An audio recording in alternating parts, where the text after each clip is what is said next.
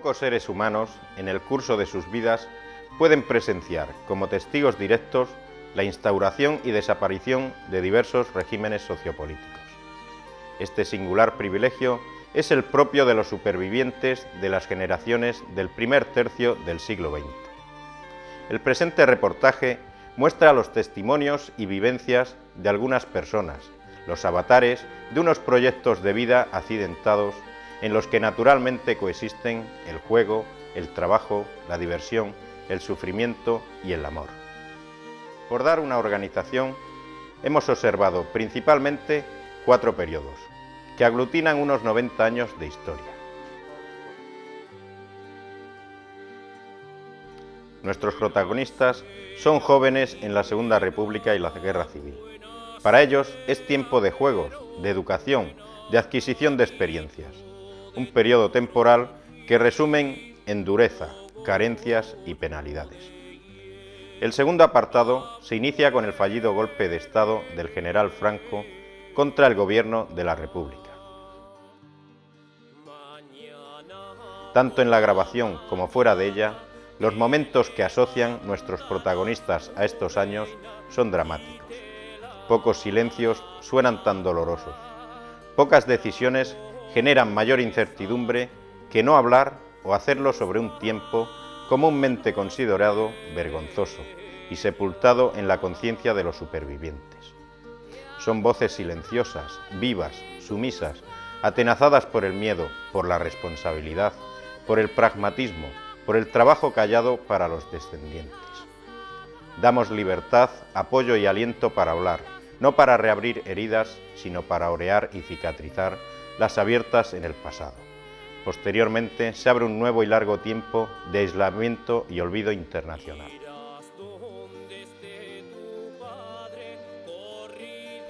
Caracterizada por la ausencia de instituciones democráticas, de partidos políticos y sindicatos, llevó a nuestros jóvenes actores hasta la vejez. Un sistema económico basado en la autarquía y la precariedad, que generó una difícil travesía de supervivencia personal y social. Sumió a nuestros pueblos nuevamente en el olvido, la ignorancia, el miedo y el servilismo. En este largo periodo resalta como hito de gran trascendencia para la zona la construcción de la presa de Alcántara, que dio trabajo y empleo a gran parte de la mano de obra del territorio. Tiempo de contratos de trabajo, de horario laboral concreto y de salario semanal. Estos hábitos provocan que al término de dicha obra emigren un alto porcentaje de la población a otras regiones. Emigración facilitada por el inmovilismo del sector agroganadero para reconvertirse y avanzar hacia nuevos retos. Por último, en 1975 se inicia un ansiado proceso de democratización, la monarquía parlamentaria.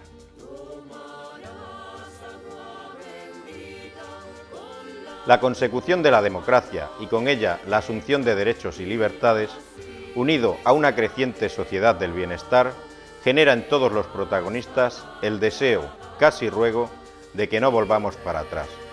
No obstante, se denota cierta añoranza de valores sociales, morales, de amistad y hospitalidad. Agradecemos a todos estos ciudadanos de nuestros pueblos que compartan con nosotros sus voces, sus memorias y nos permitan conocer y mantener, a través de su subjetiva opinión, una parte del siglo XX, de sus vidas, de nuestro pasado.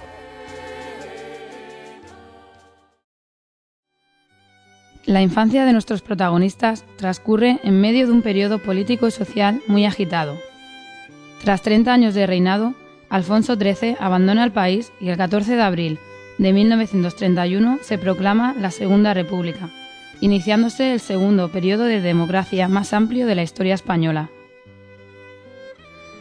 Serán 5 años de reformas y contrarreformas, de enfrentamientos entre los partidos políticos, los sindicatos y los poderes establecidos.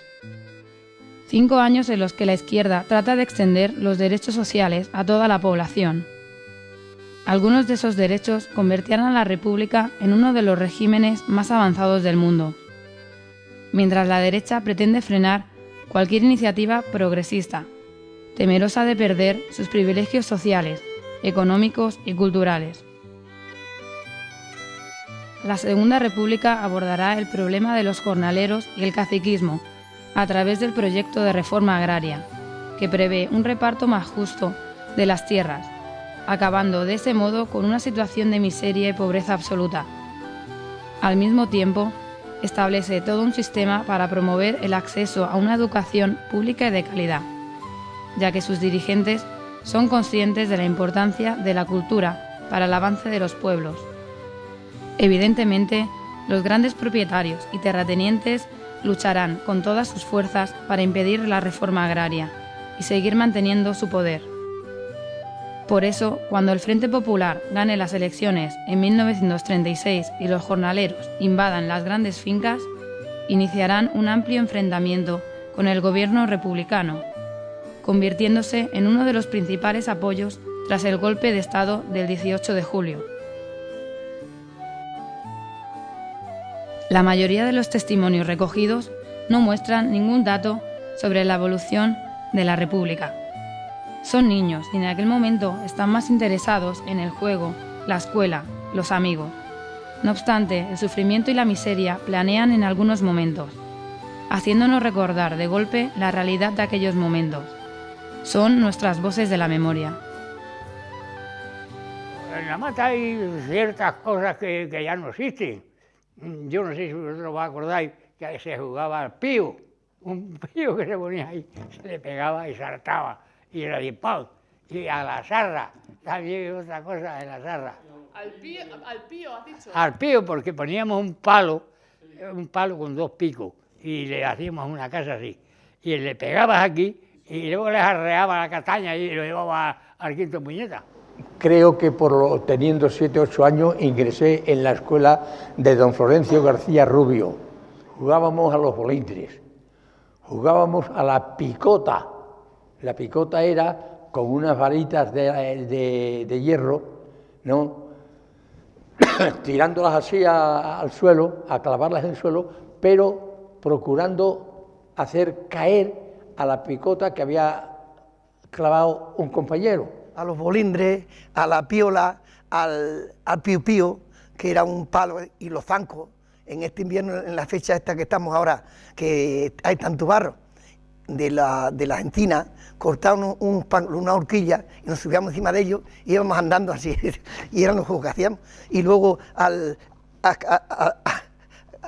escargábamos en la tierra y nos tirábamos terrones, que no tenía para tapar, le tirábamos terrones y cosas de esas. Allí no había juguetes y de red y esas cosas. Hacíamos nosotros los caballos de corcha. Sí. Yo tengo una hija que le gustaba jugar mucho, pero a mí yo no, a los canenes y esas cosas. ¿Y qué son los canenes? Uy, a lo que le sacan a las ovejas o de los cochinos, eso, no me acuerdo cómo se llama eso. ¿La pezuña? Ah, sí. A los canenes a mi hija.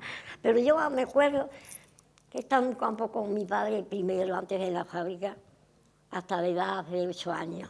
Sí. Y luego ya se vino mi padre y colocaba ahí. Y jugábamos pues eso, a las casitas, a las muñecas, a la comba y esas cosas. Teníamos 10 o 12 años, pues niños y niñas. Sí. Sí. Y por las noches en el invierno íbamos a por leña y hacíamos lumbre por las traseras y en el campo y así. No, entonces eso no andaba de los niños y las niñas, eso es hoy, pero antes no, antes varones y varones. Luego nosotros allí hay un arroyo local y siempre estamos allí metidos en aquellos arroyos por prófugos, porque la mitad de ellos íbamos a escuela, porque no podíamos ir, porque estábamos impresentables, ni teníamos zapatos, ni teníamos ropa, al arroyo. Era desagradable, hambre, miseria. Yo no llegué a pasar hambre y miseria, pero trabajar mucho. Bueno, pues que los juegos eran con la pica, con la comba, al esconderiche, como se decía, pero que no había como ahora tantos juegos, como no había teles, ni había... pero nos lo pasábamos bien. El 18 de julio de 1936 se produce un golpe de Estado contra el gobierno republicano, que fracasa debido a la lealtad de gran parte del ejército hacia la República. Sin embargo, los sublevados no aceptan la rendición e inician la guerra, que se prolongará hasta abril de 1939 y que supondrá la desaparición de la República. y, por supuesto, de la democracia en nuestro país. A lo largo de casi 3 años de lucha, España se convertirá en un campo de batalla sangriento, donde diferentes potencias como Alemania, Italia o la Unión Soviética combaten apoyando a uno u otro bando, donde familias enteras se verán separadas y enfrentadas por la sinrazón y el odio, donde muchos ciudadanos perderán la vida y todos perderán la libertad. Nuestra comarca no se vio afectada de lleno por los combates, ya que fue una de las primeras zonas que apoyarán la sublevación.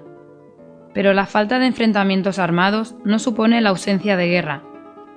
Hombres que tuvieron que incorporarse a filas y luchar en las trincheras.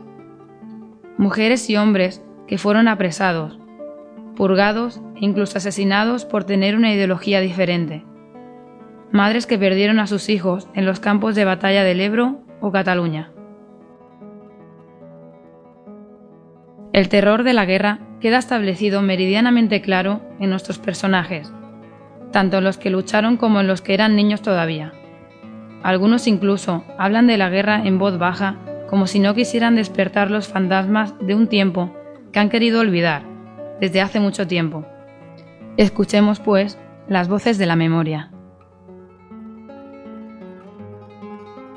Tenía 1 año, mi padre murió en la guerra. En el tiempo de la guerra murió mi padre también. ¿En la guerra esta no sé? Mi padre murió en el 36. Coño. Sí. ¿Cómo se llamaba? No me acuerdo. Ramiro. ¿Ramiro? Sí. Luego ya. Ya. O sea, que prácticamente no conociste a tu padre. No lo conocí. ¿Y cuántos hermanos erais? Pues somos 4, pero mi hermano el pequeño pues nació a los 9 meses justo de llevarse a mi padre, porque mi padre se lo llevaron y no vino a casa, le dieron muerte como fuera y, en fin, que fue uno más en la guerra. No en la guerra, pero también murió. A él se llevaron de casa y no volvió. Y los de la guerra también se lo llevaron y tampoco volvieron. Así que todos fueron desgraciados de la dicha aquella. Es que mi madre tenía un hermano diputado y se fue sin saber lo que iban a hacer o lo que no iban a hacer, ¿sabes? Y luego ellos estaban viviendo en Cáceres. Y de Cáceres él se tuvo que ir de pueblo a pueblo hasta que llegó a Badajoz. Y ya llegó a Badajoz y como ya era socialista, pues ahí ya se juntó con la gente. Pero hasta que llegó a México, ellos viven en México. Decía que la guerra era cuestión de 2 o 3 horas, que el golpe estaba quitado y que había desaparecido. Entonces nosotros dijimos, ¿para qué queremos que tener la gente nosotros allí en la cárcel? Vamos a cortarlo. Y fuimos. Pero no volvimos a hablar más de aquella cosa después, porque a los 4 o 5 días empezaron a pasar casos horribles, no comprenden, que no se pueden ni contar, ¿sabes? Porque había cosas muy demasiado duras y nosotros nos callamos y estuvimos toda la guerra sin hablar y después de la guerra hasta hace poco, hasta que venía la democracia. Porque eso no se podía decir, porque es que te podía costar la vida, ¿eh? Y la república y los que eran republicanos estaban todos propensos a que los tiraran de allí para abajo. Pero no solamente de ahí, que en el puente de Alcorneta, de allí tiraron a un tío mío para abajo. De allí, era diputado en las Cortes de la República. Y lo tiraron allí. Aquel día mataron a mi tío, a otro diputado y a un alcalde. Allí. Estuvo 3 días, tirados en las cunetas o en eso para que se terrorizara la gente. Yo era pequeña cuando dijo que iban a bombardear el puente. Si no, salí corriendo con mi madre que me cogió por la mano para aquellos campos. En fin, nos bombardearon. De allí para abajo tiraban a varios, que los mataban. Pero le tocó a una tía mía, hermana de mi padre, que ella era más atrevida que mi padre en el sentido de que le gustaba cantar las estudiantinas. Salió cantando la estudiantina con una amiga y ella. La cogieron, la puso en el pozo de la plaza, la pelaron, le dieron una botella de aceite resina y la llevaron a la cárcel. Y yo era bien pequeña, y una prima y yo, que tenía ella una niña pequeña, íbamos a la cárcel a llevarle algo de comer, de lo poco que había, y a que le diera el pecho. Sí me acuerdo del puente ese, que muchas veces el mulo que llevaba de cabresto me decía que no quería pasar. ¿Por qué? Porque caían los desgraciados ahí de madrugada, que los afusilaban, y luego después lo tiraban desde el río abajo al agua. Y la sangre quedaba allí, le echaban un poco de alquitrán, etcétera, y tal, y tal. A Luis Romero también lo conocíamos entonces porque, claro, yo lo vi como joven que era, pero luego después, cuando él dijo a Granado que se iba fuera porque si no ahí lo iban a matar, y Granado dijo que no se iba, y él se escapó y se fue, pasó por Garrovilla. Y aquella noche, cuando se puso, nos sacaron a la provincia de Gerona, y ya andando, ya nos dejaron y andando, hasta que llegamos a la frontera y pasamos a Francia. Y ahí estuvimos 2 días, y a los 2 días nos volvieron a traer para acá. Y luego a los 2 días nos volvieron a coger en la Euskera, porque cuando pasamos para acá, como estábamos desmayados, cuando estábamos en el campo de concentración de Francia, al decir que nos veníamos a España, llegó un comisario allí, se montó en un camión. Venga, el que quiera aquí con Franco, que se quede. Y el que se quiera ir con un negrín, que lo diga. Nos formamos ahí todos. Y dice, venga, levante la mano que se quiera ir con Franco. Y los que no, con la mano baja. Y el que estaban las manos, bueno, está bien, ¿no? Venga, 2 pasos al frente, los de la mano levantada. 2 pasos al frente, para atrás los otros. Sí, nos apartaron, se metió por el medio. ¿Ustedes queréis, tú con Franco? Sí, nos quedamos ahí. ¿Tú para Negrín? Sí, para. Y aquellos se quedaron en Francia y no sabemos qué quería. Y a nosotros nos pasaron aquella misma mañana por la frontera. Y al llegar a la frontera, el general de la 5ª Brigada de Navarra que estaba allí, y íbamos tan desmayados, dice, no los detengáis, dale larga que coman para ir a las cocinas que anden. Hice la mili en Calatayud. Me mandaron al frente en Teruel. Allí me cogieron prisionero en enero del 38. Las tropas republicanas.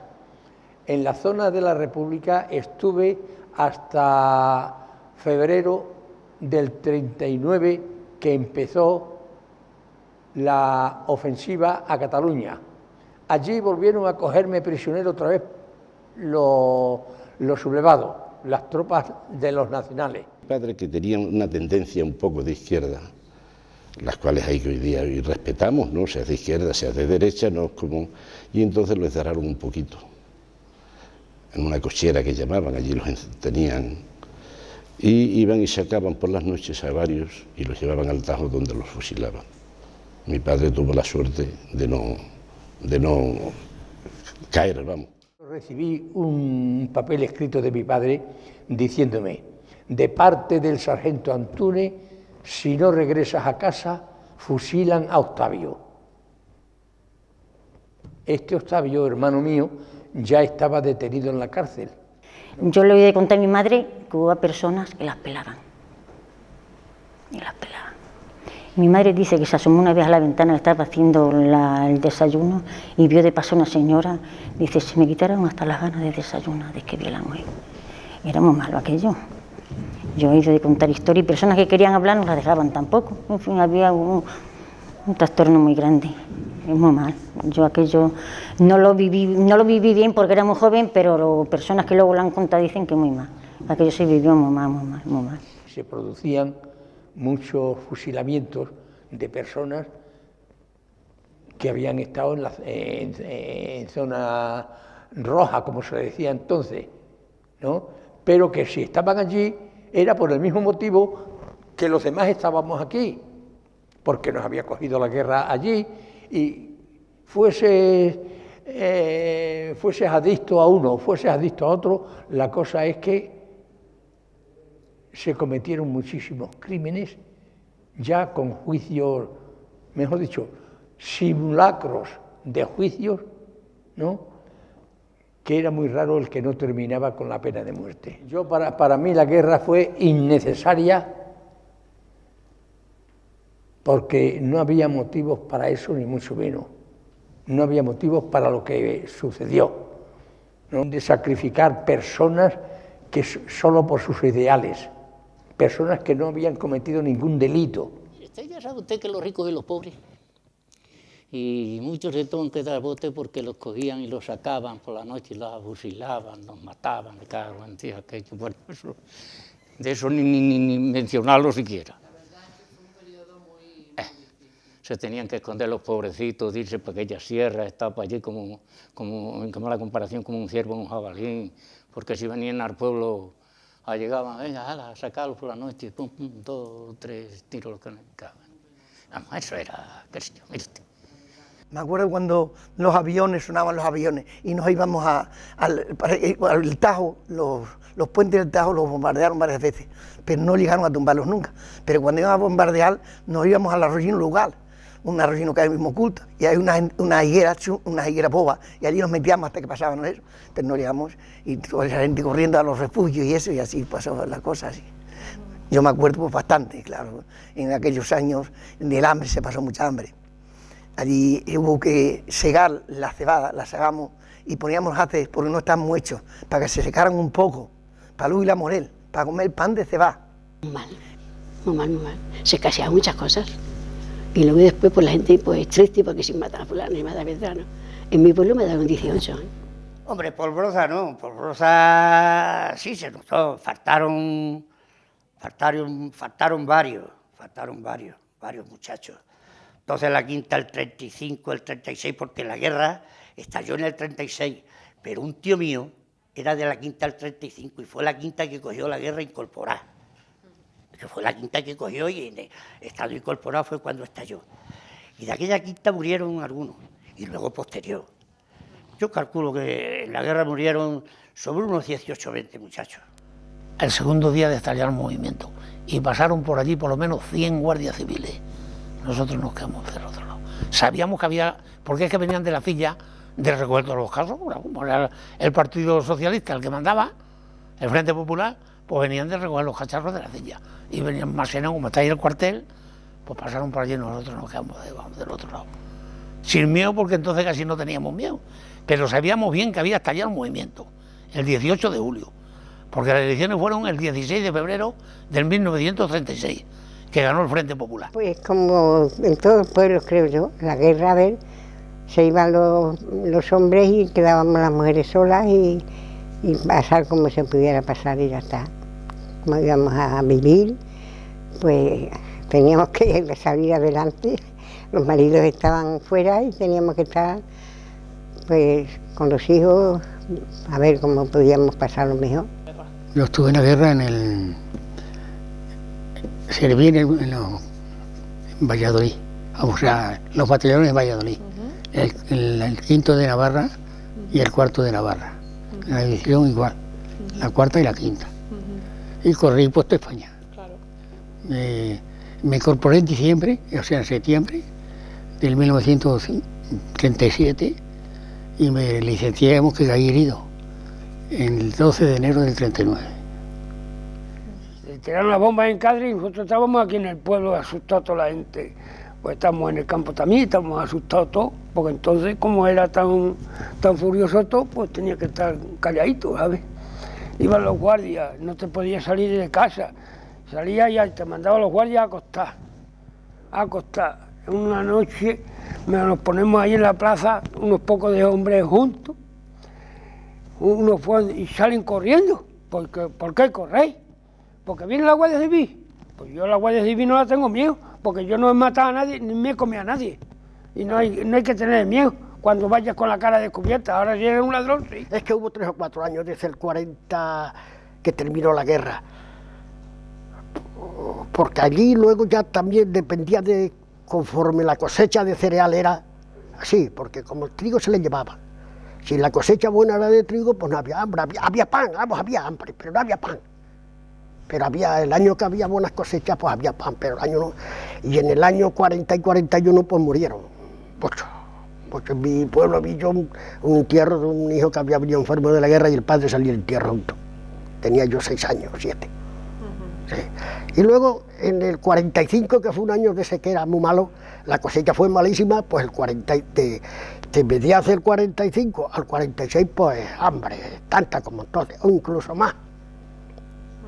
Era lamentable, era horroroso. Mucha inquina mala, mucha, muchísima. No sabemos por qué era esa inquina que había ahí, ni cómo era, porque yo era una criatura, yo era un niño, no comencé. Según oía a los mayores, sin saber por qué ni por lo que no. Ahí fue una carnicería la que hizo muchísimas personas, de estar en sus casas y venir, llamar a la puerta, llevárselos y no han vuelto.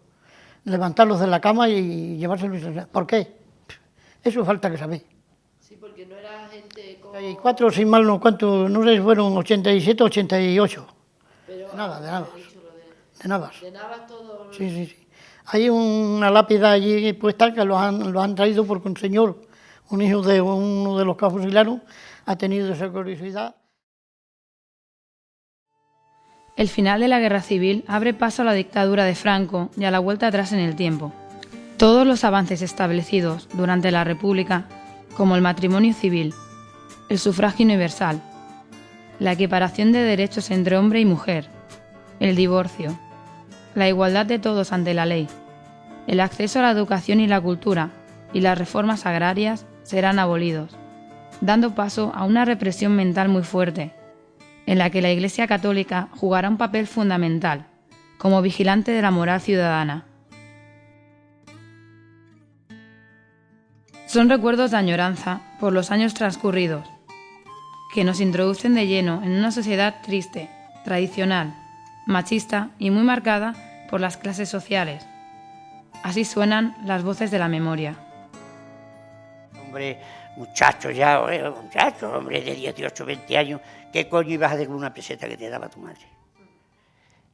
6 o 7, un litro de vino, tocándole al litro de vino y ya está, hasta la botella bailaba. Te fuiste al servicio militar o ya viniste, te echaste novia, también en el baile, entonces hacía baile en el salón y la manera de enamorarte empezaba a bailar con ella y venga, y luego había costumbre de, ya cuando ya tenías confianza con ella, la ibas a llevar a casa, que se duraba el baile hasta las 3 o las 4 de la mañana. ¿Tanto? Sí.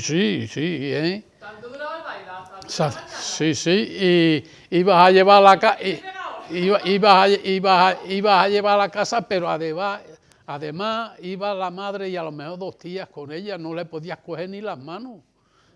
Y cuando una noche le cogía la mano, ibas más contento para casa, dormías más contento, le cogía la novia la mano, nada más que la mano, más contento. ¿Y la madre y las tías también iban para casa? No, la madre, pero estaban toda la noche en el baile al cuidado de la muchacha, de las hijas. Allí toda la noche dormía dando cabezazos así, sentado en unos bancos, un gallinero que había de madera que se llamaba el gallinero, se subían arriba, tenía 3 pisos y algunas dando cabezazos y no podían salir las muchachas ni a beber agua siquiera. ¿Dónde has estado? La guardaban. Nos juntamos 4 o 5. ¿Tú cuánto traes? Una peseta. Tú 3 reales. Y el otro 2 pesetas para montarlo. Nos íbamos a cantar, que sabía cantar, y al baile, pero ahora no. Nada más que chi. ¿Y para qué? Pero la muchacha sola y los muchachos solos.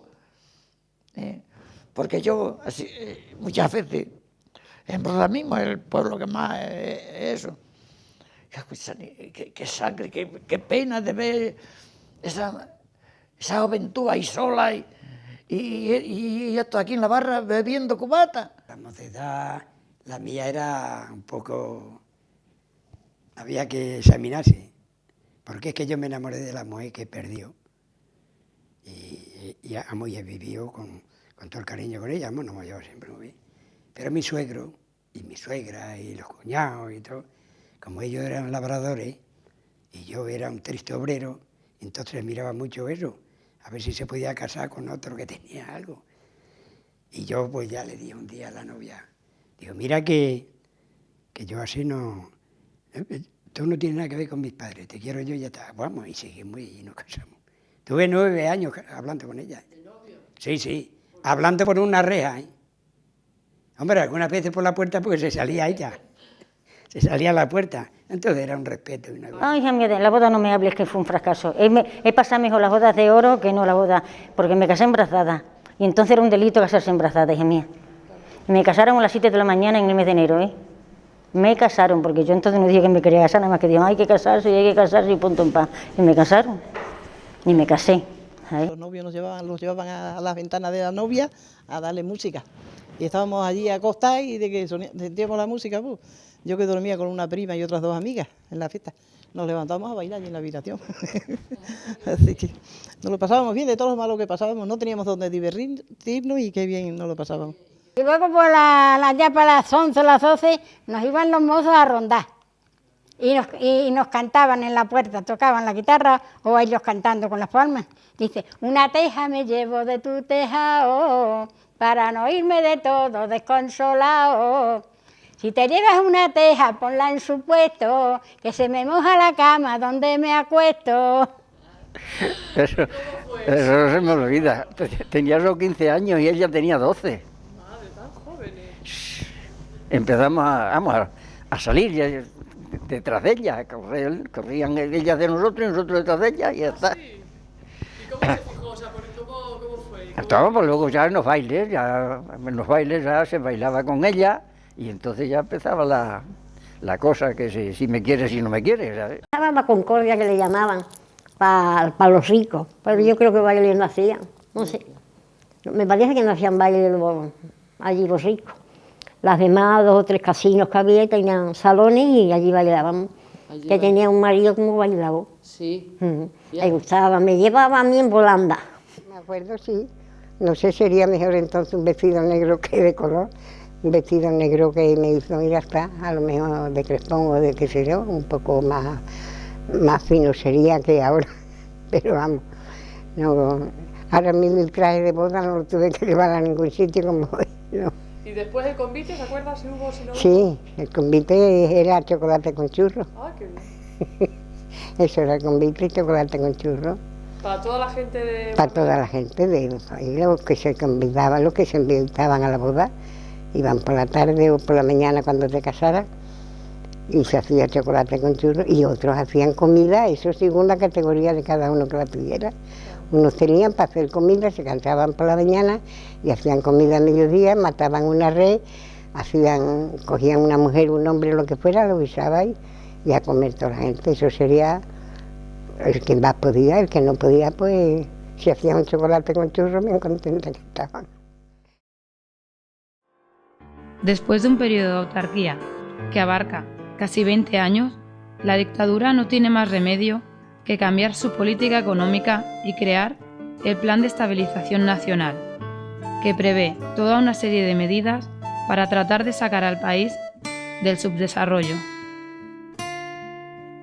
Este plan permitirá un crecimiento exponencial de la economía española durante los años 60 y la modernización de las infraestructuras, las comunicaciones y el tejido productivo. Sin embargo, este crecimiento no será repartido entre todas las regiones, produciéndose un claro y evidente desequilibrio entre las zonas productoras y las zonas transformadoras. Resulta evidente que Extremadura se convirtió en un área de producción, tanto de agricultura y ganadería, con el Plan Badajoz, como de energía, mediante la construcción de grandes centrales hidroeléctricas. La puesta en marcha de estas políticas trajo consigo la emigración masiva de las áreas rurales a las zonas industriales, y muchos extremeños tuvieron que marchar en busca de un futuro mejor. En nuestra comarca, la emigración castigó especialmente a los pueblos en los años 50 y 70. En medio se sitúa la construcción de la presa de Alcántara, que supuso la contención del proceso migratorio y una oportunidad única para mejorar las condiciones económicas y sociales de gran parte de la población. Los testimonios expresados inciden en las dificultades para encontrar trabajo digno, en la sensación de deterioro en los pueblos que provoca la emigración y en la importancia que para la zona tuvo la obra del Salto, primero como fuente de empleo masivo y después como catalizador de la emigración en los años 70. Estas son las voces de la memoria. La tenía mi madre. ¿Y cómo se llamaba la posada? No tenía nombre. La gente nada más que decía la posada, la posada. Y a la posada iba la gente y allí se recogía. La posada de la María. Eso, de la María. Está diciendo Ángel. Y era mi madre. ¿Y tu madre fue quien la puso o la había puesto antes? No, no, la puso mi madre. Pero luego ya me quedé yo con ella y así hemos seguido. ¿Y quién se quedaba en la posada? Por la posada venía mucha gente. Venían los caldereros, venía el seronero, que hacían esportillas, aguaderas, para llevar cántaros en la furra. Unas aguaderas, unos serones, de ahí para limpiar las basuras y esas cosas. De todo había. ¿Y se quedaban en la posada? O sea, que iban allí a... No, no, se quedaban allí. ¿Y por qué iban a Mata a hacer eso? ¿De dónde Toma, era la gente? porque iban a vender. Ah, vale. Ellos iban a vender calderos, vendían sardenes, vendían de todo, vendían pimiento. Y la primera vez que dice, hay que echar bandos, me puso 4 bandos, digo, ¿cómo 4 bandos? Yo una temblona que tenía, y conseguí que echar 3 juntos, y yo estaba allí frente del ayuntamiento echando la primera vez, yo lo sentí arriba, los otros que se estaban riendo, los compañeros estaban riendo, una temblona, pero luego ya no, luego ya los bandos ya los llevaba yo. Había un señor aquí que todavía decía eso, dice, ¿para qué? Si se va toda la gente al Salto. Dice, no, si nosotros tenemos los labradores, eso lo hacemos los criados nuestros. Pero los labradores lo que dijeron, mira, ahí tienes la tierra, la labras tú, que nosotros nos vamos a la hidro. Y ahí estuvo todo el pueblo. Había muy poquita gente que se dedicara a otra cosa que no había Salto. En los años de 60, 70 es la mayor emigración. Garrovillas tenía en los años 50 7.000 habitantes, cuanto más habitantes, sí, cuando más habitantes ha tenido. Y actualmente estamos 2.378. Ha bajado una barbaridad. Yo creo que unas 2.600 personas aproximadamente faltaban de Garrovilla. Bueno, y a los 25 años, cuando vine de la mili, se empeñó con lo mismo y teníamos enfrente un señor guarnicionero, una especie de guarnicionero que hacía aparejos para los caballos y todas clases de bestias y para, en fin, de todo eso apareció a guarnicionero. Vivíamos casi enfrente, nos llevábamos muy bien. Yo iba muchas veces allí a su casa, muchas. Y se lo dijo mi padre, mira, que he pensado de que Tomás haga esto y tal. Digo, si quiere, tráemelo para acá. ¿Por qué se va a aprender, Porque está aquí mirando siempre, está... Le gustaba. Y yo le decía, padre, pero ¿y la labor? No, tú te vas a ir a aprender hoy 5 días, cuando haya menos trabajo 15 días y así. Y así fui capaz de aprender el oficio de albardero. De noche, por esos caminos. Pero era muy normal, ¿no? Sí, era muy normal. Allí en el pueblo había 4 o 5 mujeres también contrabandistas. ¿Más mujeres que hombres? Sí.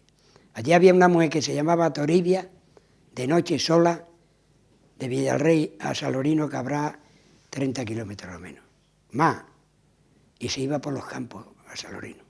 No iba por el camino. No, por camino. Y no le daba miedo. Cogí miedo, porque entonces todo el mundo, mañana nos vamos para Alemania, mañana nos vamos para Igualada, mañana nos vamos para...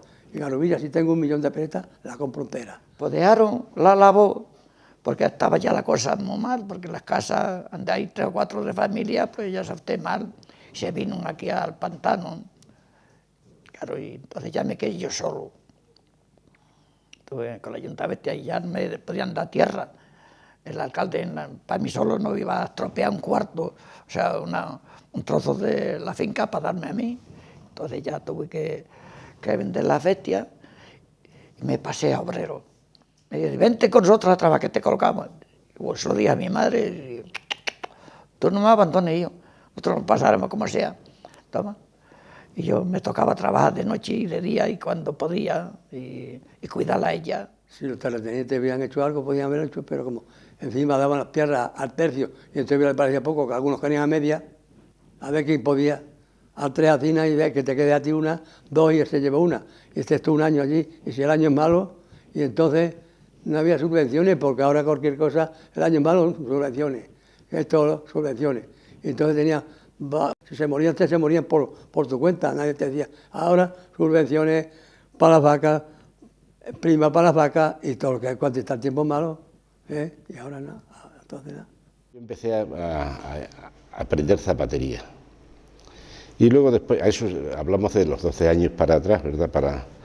Y luego, pues posteriormente, estaban con mis padres y mis hermanos y dijeron, bueno, que estamos muchos aquí para la zapatería, ¿por qué no buscamos algo para este muchacho?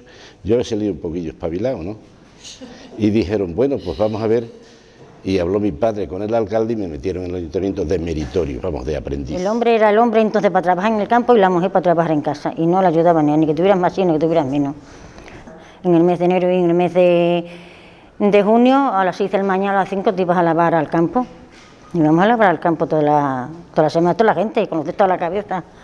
Íbamos a lavar al campo. 15 años cargábamos 2 vagones de picón desde 1,5 kilómetros que nos caía la carga, donde estaba el picón a la estación. Me rompí unas zapatillas que me había comprado mi madre de tantos viajes como dimos. Así que fíjate, ese fue el cumpleaños que tuve. Barcelona porque se fueron mis hermanos y aquí no había nada en el pueblo. Y después me fui yo también, o sea, nos fuimos todos. He estado 15, 20. ¿En qué época, en qué años? Mis padres se fueron en el 60 y yo en el 70. Estoy de 70 al 85 o así, ya me vine para aquí porque mi marido le cerró la fábrica y no quería estar allí. Y yo me tuve que venir pues con él. Muy mal, muy mal. Nosotros veníamos de la finca al pueblo algunas veces ya que empezó la gente a emigrar y me decía la mujer si venía al pueblo, dice, ya se fueron esta familia, ya se fueron las otras. Y de continuo saliendo gente, dice, el pueblo se cae. Y sin embargo hoy día está... Mi padre trabajaba en una fábrica de harina, moliendo los piensos bastos, cebada y esas cosas, molinos, unos pocos de años. ¿El molino dónde estaba? En la fábrica vieja que hay en Broza, una fábrica, que ahora tiene un tal cementerio, como un restaurante. Nos pagaba poco a jugar entonces. Jugábamos algunas veces, pero estabas trabajando más que jugando. La migración más fuerte vino cuando el pantano acabó. Después del salto del... Claro, porque la gente ya se acostumbró a ganar un dinero, porque siempre no se ganó nunca nada, hombre, que se iba a ganar, como le pasaba a cualquier pueblo. Pero cuando se abrió esta mina aquí, fue cuando se empezó a ganar dinero. Cuando empezó el casar toda Alcántara, pues cambió el pueblo. Porque entonces personas, muchos dejaron la labor, se vino aquí a trabajar y luego ya pues no han vuelto a la labor. Luego ya de que dejaron se fueron a mejor para Vitoria, a San Sebastián y todos esos sitios para ahí. Salíamos de paseo y ahí en la Plaza España, el primer rascacielos que había, en Madrid se estaba haciendo por el año 51. Y claro, salíamos los soldados de paseo y había una salchichería allí al principio de la Gran Vía, donde había unos jamones allí colgados y el jodido de la tienda se quedó con los soldados. Nosotros allí mirando y el tío le daba el golpe al jamón y ves cuando se está mirando al tenis, para arriba, para abajo, para arriba y para abajo, y se pasaba pues con los deseos de comer, pero nada. El día que me presenté para preguntar me llevaron derecha a la escuela a darme la práctica. Ya digo, pero que yo no sé nada, pero tú ven. Y allí me cogieron. La primera mujer que se sacó el carnet en Aliseda, la de mujeres, la primera. Claro. Y entonces pues yo ya iba con mi coche a los sitios.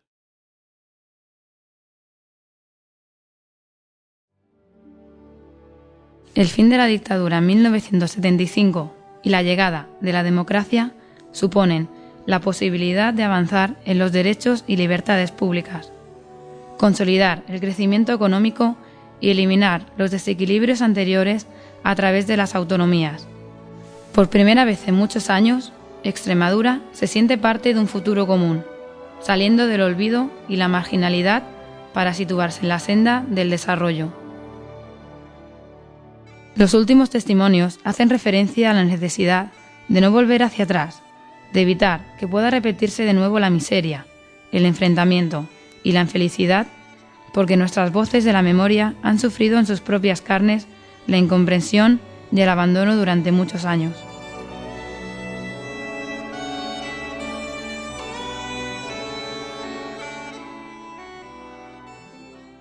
En el pueblo, claro, hay de todo, como se suele decir. Pero yo la vida de esta que tenemos hoy no me gusta. No me gusta porque está todo muy descontrolado. De antes se respetaba el macho a la hembra al macho, el hombre a la mujer al hombre. Hoy esto es un desbaraste. La de ahora es mejor que la de antes. Se come mejor, se bebe mejor y se disfruta más. Y se trabaja con comodidad. Lo que antes estábamos hechos unos esclavos trabajando y no comías postres y digamos que era distinto y no tenías ni para beber un vaso de vino. Por la mía, hambre no he pasado, pero trabajar mucho sí. Hambre en que no haya sido nada más que de pan, no he pasado. Pero trabajar mucho sí. Eso sí la vida mía. No es como otras que han sido más felices. Yo de felicidad he tenido pocas. Vamos, en el sentido ese. De trabajar si he querido comer y si no, pues... A ver. No, me está grabando. Sí, usted se Uy, a ver qué tenéis, chiquina, que tiene unas calores, ¿cómo me tenéis? Empiezas a contarle a los nietos las cosas estas de... Ya estás con las cosas, digo yo mío, si esto no es contarlo, es vivirlo. Es vivirlo. Y lo que yo no quiero es que lo viváis vosotros. Ya está. ¿Qué cosa tiene usted? Bueno, pues se nos va haciendo tarde.